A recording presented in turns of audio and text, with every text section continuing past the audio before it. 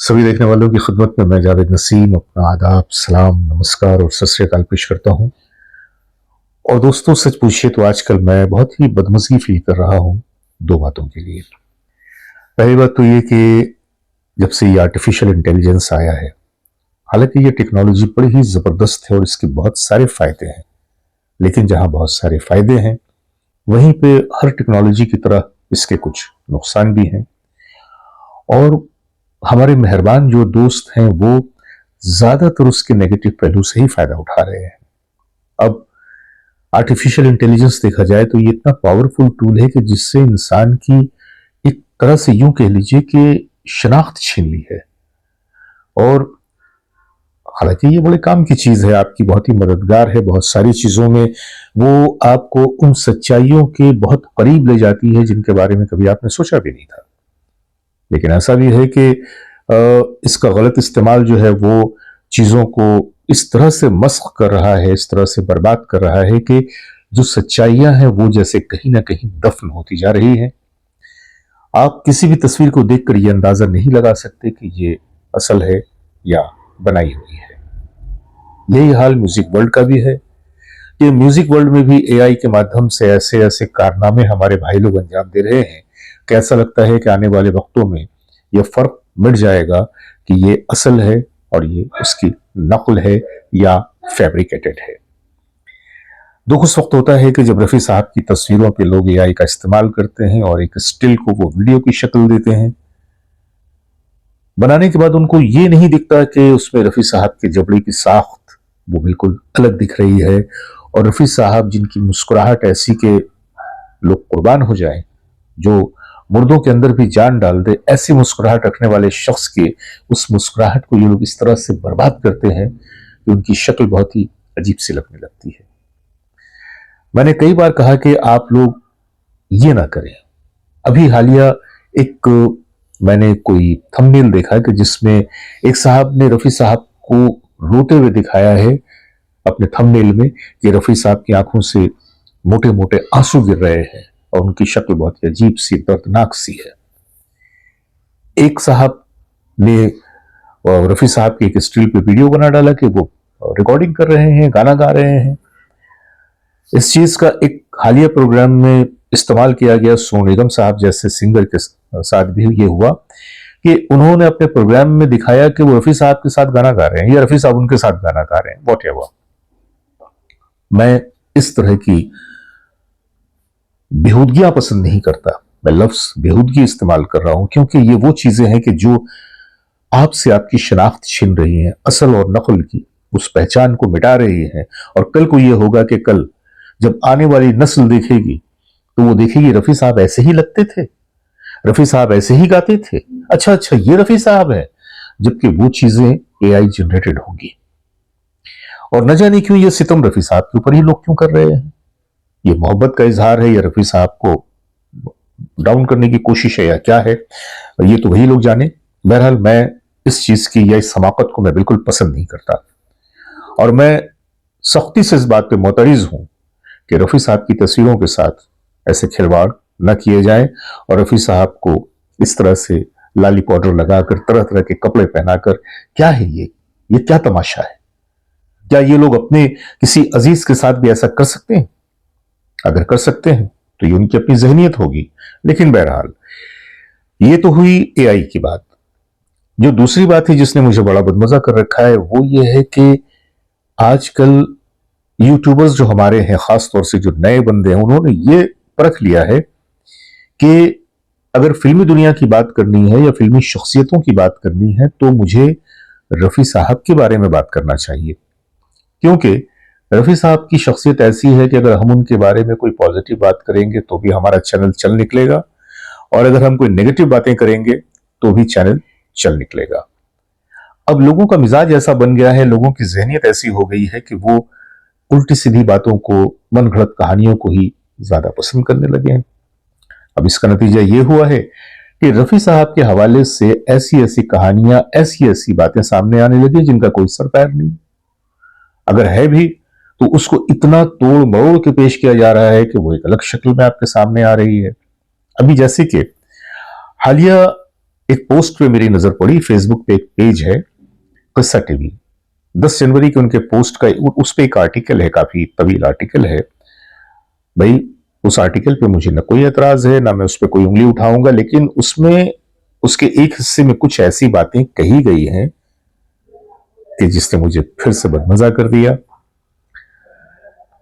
क्या है वो कहानी, क्या है वो बात और क्या है वो किस्सा, मैं जरूर आज के इस एपिसोड में आपको बताऊंगा। तो बने रहिए हमारे साथ और देखते रहिए अपना मनपसंद चैनल सिनेमाया। चलते हैं वीडियो की तरफ।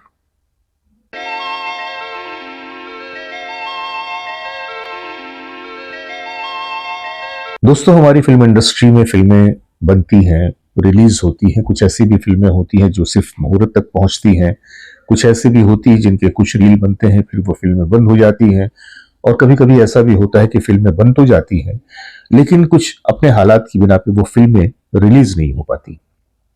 ऐसी ही एक फिल्म बनी थी तानसेन, जिसके म्यूजिक डायरेक्टर थे रविंद्र जैन जी। उस फिल्म में एक गीत था और उस गीत को लेकर रविंद्र जी ने बड़ी ही क्लासिकल सी उसकी धुन बनाई थी। बहुत ही लंबे वक्फे का यह गाना था, तकरीबन 13 मिनटों का यह गाना था। और जब उन्होंने धुन बना ली तो धुन बनाने के बाद उनके दिमाग में सिर्फ एक ही नाम आया, वो था रफी साहब का।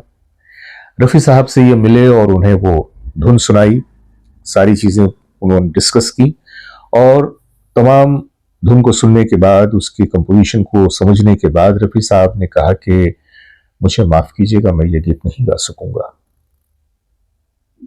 मुझे माफ कीजिएगा, मैं ये गीत नहीं गा सकूंगा। इसमें कुछ ऐसी ऐसी हरकतें हैं, ऐसी ऐसी जगह हैं जो मेरे बस की बात नहीं। रविंद्र जैन साहब तो हैरत में पड़ गए कि रफी साहब जैसा सिंगर कह रहा है कि मैं ये गीत नहीं गा सकूंगा, लेकिन गीत तो उन्हें रिकॉर्ड करवाना था, वैसे में क्या करते। तो उनके दिमाग में एक नाम आया, हेमंत कुमार जी का। तो वो हेमंत कुमार जी से मिले और कहा कि ये गीत है जो मैं आपसे गवाना चाहता हूं।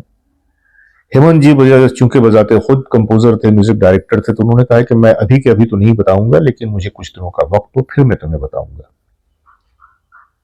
3-4 रोज के बाद उन्होंने जवाब दिया कि मैं ये गीत नहीं गाऊंगा।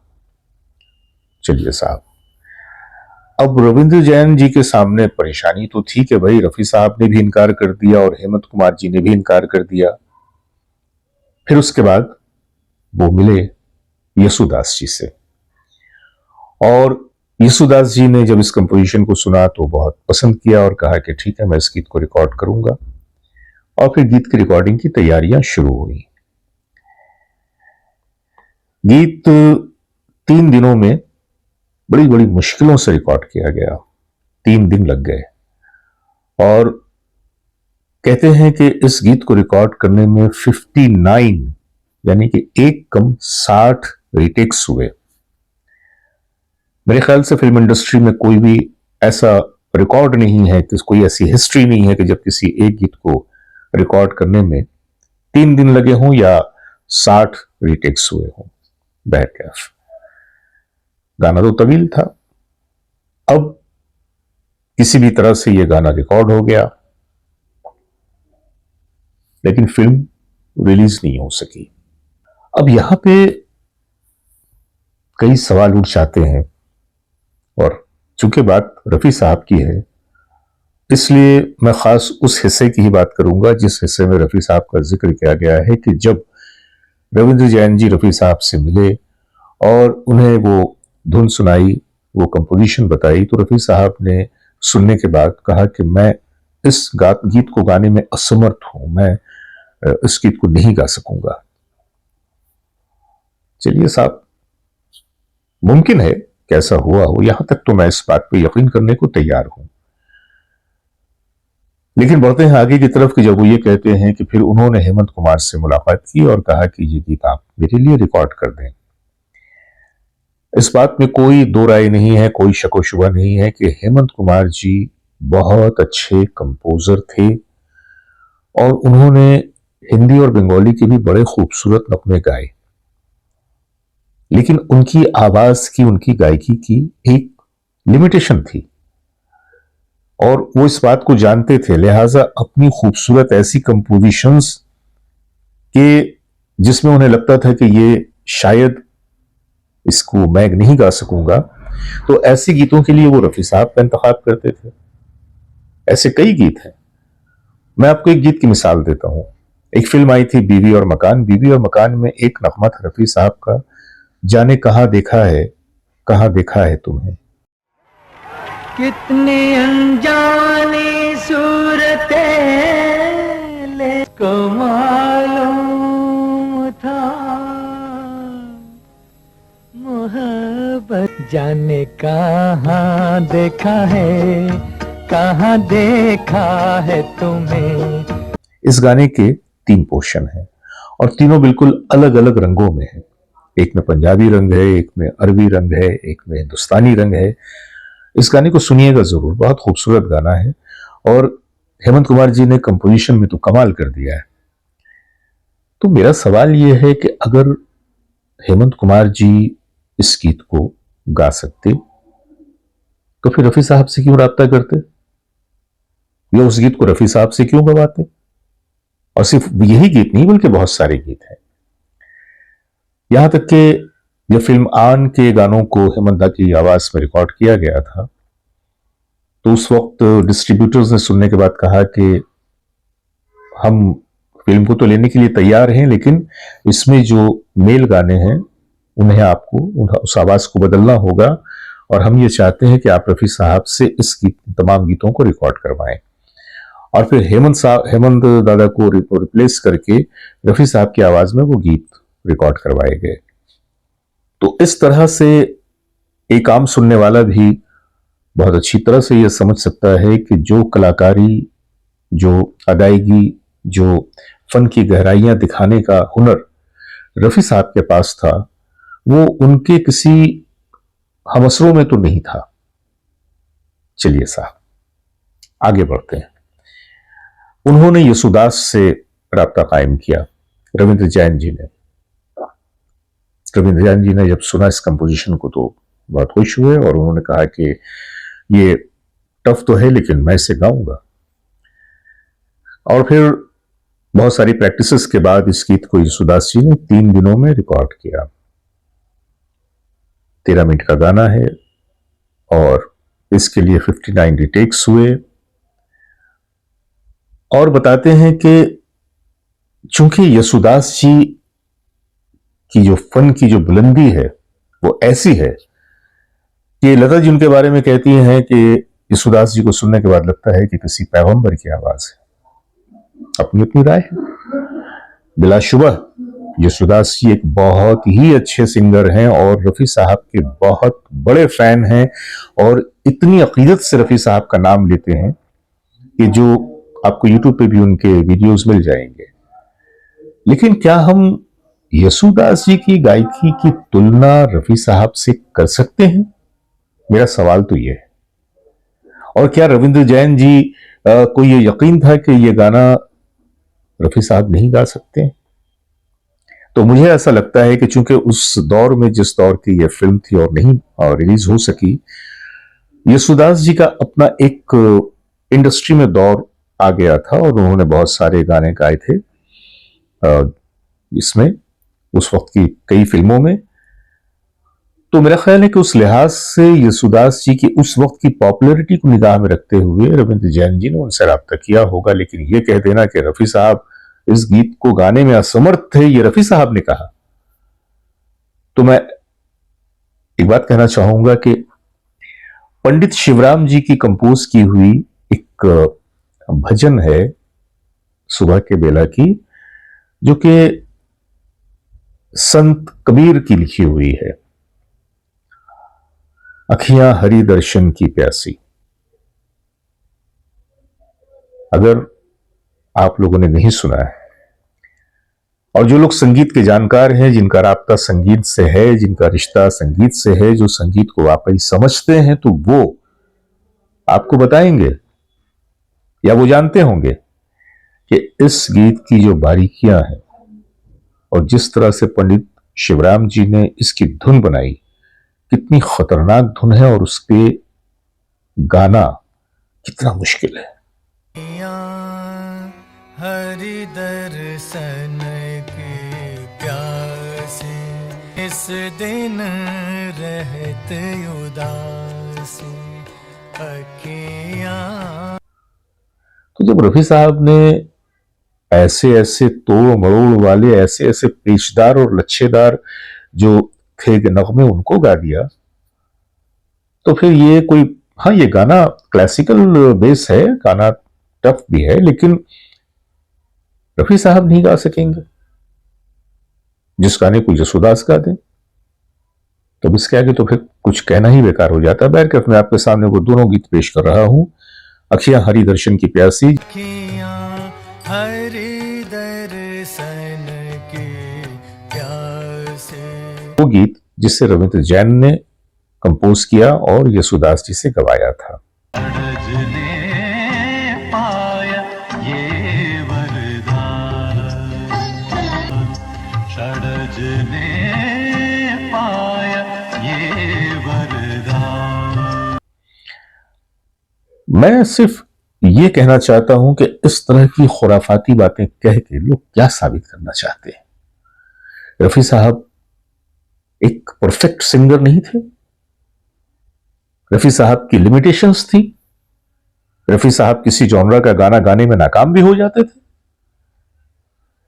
मैं कुछ नहीं कहता, जिस एआई की बात मैं कर रहा हूं ना, एआई पे भरोसा रखने वाले वो लोग जाएं और एआई से पूछें, ग्रॉक से पूछें रफी साहब के बारे में, वो क्या बताता है, उनका सिस्टम क्या बताता है।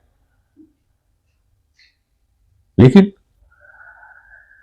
पता नहीं लोगों को क्या हो गया है, किस तरह के झूठ परोसते हैं, इस तरह की फालतू की बातें करते हैं। उनका आर्टिकल बहुत अच्छा लगा, उसमें बहुत सारी इंफॉर्मेशन भी मौजूद है, लेकिन इतने खूबसूरत आर्टिकल में इस तरह की अहमकाना बातें डालने का क्या मतलब है। अभी कई और लोगों पे मेरी नजर है, ये हमारे यूट्यूबर्स हैं जो रफी साहब के बारे में बहुत अनाप शनाप। अब आप एक सवाल ये कर सकते हैं कि मुझे इतनी तकलीफ क्यों होती है। मुझे तकलीफ होती है, मुझे इसलिए तकलीफ होती है कि लोग न सिर्फ ये कि रफी साहब के नाम से गलत सलत बातें पेश करते हैं, बल्कि रफी साहब की इमेज को गिराने की कोशिश कर रहे हैं।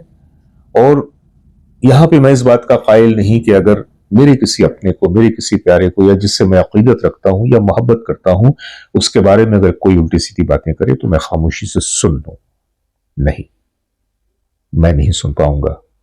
और यही वजह है कि जब इस तरह की कोई भी वीडियो, कोई भी बात मेरे सामने आती है तो मैं आपके सामने आ जाता हूं। तो बस आज के लिए इतना ही। मेरी बातें आपको पसंद आई नहीं आई मैं नहीं जानता, लेकिन ये मेरे दिल का एक खुबार है, एक दर्द है, एक शिकायत है जो मैंने आप लोगों से की। और आम जो देखने वाले हैं उनकी तो बात जाने दीजिए। मैं जानता हूं कि हमारे आम देखने वाले तो रफी साहब की मोहब्बत में सरशार हैं, लेकिन ये जो हमारे क्रिएटर्स हैं, ये जो हमारे यूट्यूबर्स हैं, वो इस तरह की अनाप शनाप हरकतें ना करें। मैं तुमसे यही रिक्वेस्ट करूंगा, जो ओरिजिनल है वो पेश करें, ताकि हम रफी साहब की उस असास को बचाकर आने वाली नस्लों के लिए रख सकें कि भाई ये है रफी साहब और ये है इनकी आवाज। इतना ज्यादा उसको फैब्रिकेटेड न कर दें कि रफी साहब की असल तस्वीर और असल आवाज वो इनके इस तरह की साजिश में कहीं दब कर रह जाए। बस इतना ही कह के मैं अपनी बात खत्म करता हूं। तो बस इजाजत दीजिए अपने दोस्त, अपने भाई जावेद नसीम को। खुदा हाफिज, नमस्कार।